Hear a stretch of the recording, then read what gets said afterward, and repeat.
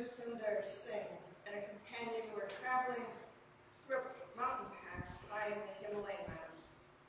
At one point, they came across a body that was lying in the snow. Sundar Singh wanted to stop and help the man, but his companion refused, saying, "We shall lose our lives if we burden ourselves with milk." But Sundar Singh refused to leave the man to die in the ice and snow. As his companion said goodbye and continued on, Sundar Singh lifted the traveler onto his back. With great effort on his part, he carried the man as he continued on his journey. Gradually, the heat from his body began to warm up the poor frozen man, and he revived. Soon both men were walking side by side. Catching up with their former companion, they found him dead, frozen by the cold. Sundar Singh was willing to lose his life so that another could live, but in the process found it. In the case of the unthoughtful companion, he tried to save his life, but he lost it. In the previous passage, Jesus had asked his disciples who they thought he was, and Peter said, "You are the Christ, the Son of the living God." Today, we hear and learn what it takes to be a disciple. Jesus was nearing Jerusalem. His remaining time with his disciples was short, and he needed to continue to get his message across to them, for they were the ones who were going to continue to carry that message and his mission on this earthly journey and after he left his earthly life. He needed them to know that following him was not going to be necessarily easy, nor was it to be a part-time thing. As someone has said, and I quote, "Discipleship is not periodic volunteer work on one's own terms and at one's own convenience." End of quote. It is something that is needed to be taken seriously, and it means at times taking some risks. Jesus told his disciples that he needed to go to Jerusalem, where he would suffer at the hands of the supreme council of the chief priests, scribes, and the Pharisees, which meant that if he was going to be following God's will, he needed to face the opposition. Peter didn't like to hear that, and he said, "God forbid it, Lord, this must never happen to you. Why go to Jerusalem if it's only going to mean pain and suffering? There's got to be a better way. We won't let you do that to yourself." But Jesus turned to Peter and basically said, "Get behind me, Satan.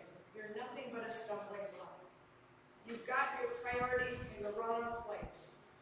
You're thinking about human things, not divine things."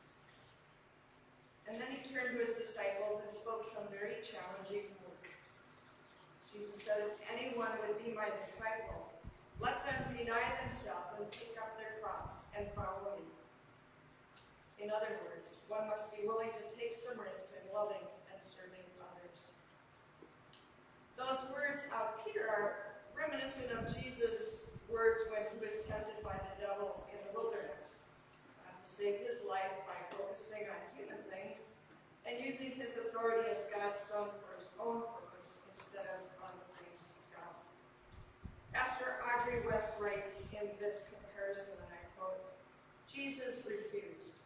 Instead of hoarding bread made from stone to relieve his own stomach, he fed the hungry multitude. Instead of claiming the privileges of sonship to call on God's angels for his own benefit, he used his privilege to save, heal, and restore the lives of sick and marginalized persons. Instead of grasping after world varieties of power and authority, he opened a kingdom of the heavens to all who would follow after him in the way of righteousness.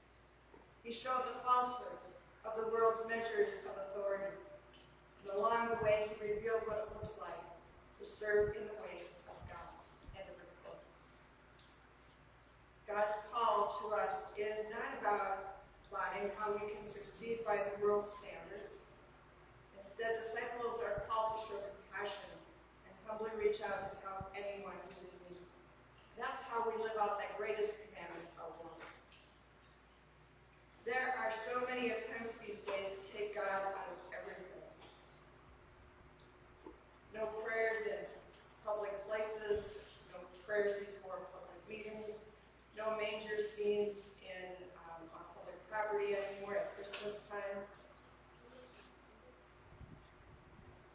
tempted by so many of those forces to stray ourselves away from God's path of compassion and love, in order to fulfill our own desires, which would then hurt ourselves and others.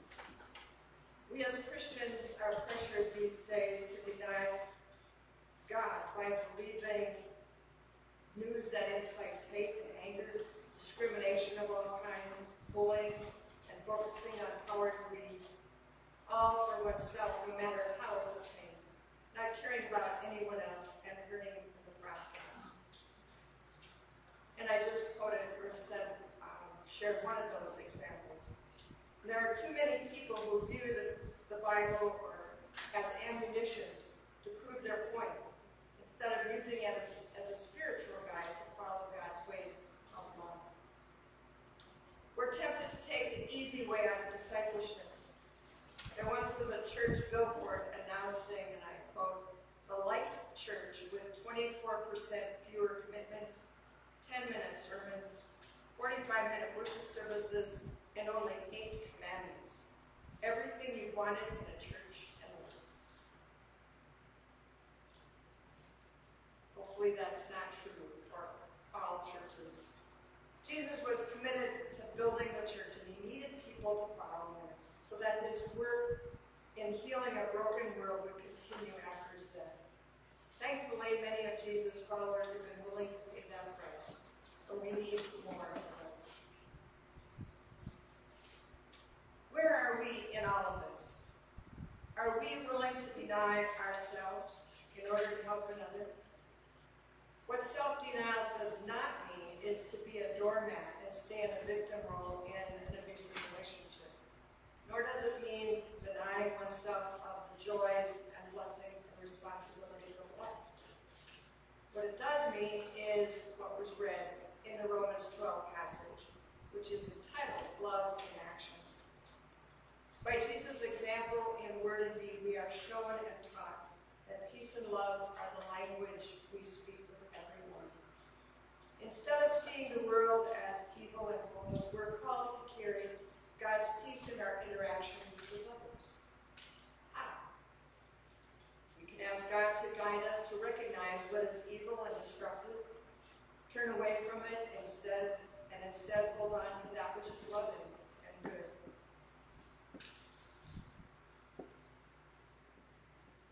With God's guidance, we can also seek to love sincerely and serve with joy. To not curse others we see as different from ourselves or who disagree with us, and instead live humbly and in harmony with others, no matter what their faith or color or race, religion, sexual identity, age, or any other difference. We listen to people's life stories in order to understand each other better. We open our eyes and our hearts to share the joys and sorrows of others. We care for the poor and disadvantaged. Treat others with kindness, even if it's just a smile or a thank you. We're called to overcome evil with good. We do all this and more, even if it means taking some risks. Are we willing to speak out, stand up against hate and evil, injustice and discrimination, and instead live a life of love, peace, and compassion as best as we can?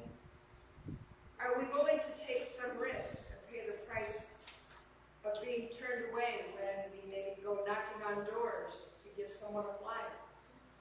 Or do something to support treaty rights or LGBTQ plus bike rights, fair housing, health care for all, being good stewards of the earth and improve the environment as God calls us to do? Love is costly. We will not always be thanked for our kind words or deeds. Our work for the kingdom will not immediately bear fruit, and love may not always be mutual. We also cannot just get by loving those who we like or who like us. Jesus lives in us by the grace of God. And God is at work transforming us to be people who reject violence in favor of peace, vengeance in favor of generosity, and arrogant superiority in favor of caring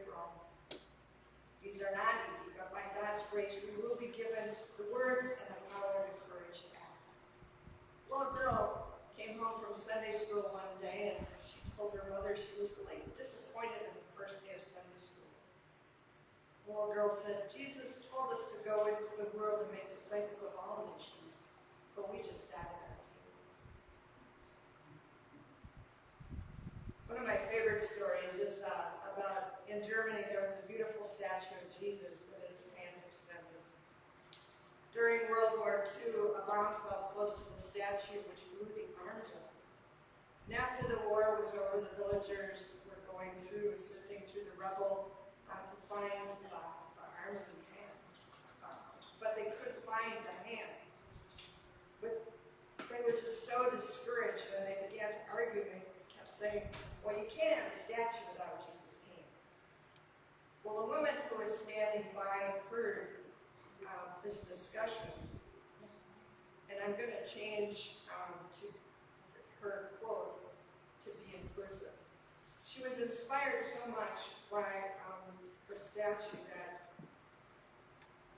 and this situation that she made a plaque that read, and I quote, I have no hands but your hands to do my work today. I have no feet but your feet to meet others on the way.